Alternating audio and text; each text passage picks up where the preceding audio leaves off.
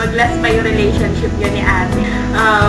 Alam ko naman love na love mo siya at alam ko rin na love ka niya. Yun lang. Happy birthday! Hi Arnel, happy birthday. We wish you all the best, good health, and good luck in your endeavor. Know how it feels to be far away from home, but ganyan lang talaga, no? That's life. You have your dream to fulfill, and you have your dream to fulfill.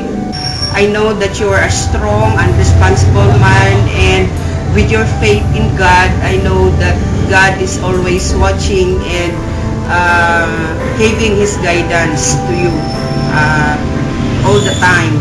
And also good luck doon sa future exam that you will be taking. There is no single day that your name is not mentioned here at home.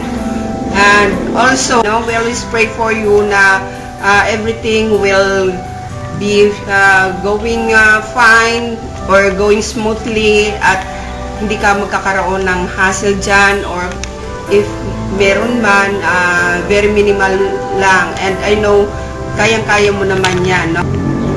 Alam ko naman that you are getting, your strength from God, at alam ko kasi ang faith nyo or ang faith mo kay God. So, in the end naman, with all your difficulties that you are going through now, magkakaroon ka, of course, ng reward in the end. At we pray that makakaya mo yan, and I know naman that you can make it, no? Kasi you're such responsible and very strong and very dedicated, no, sa work mo.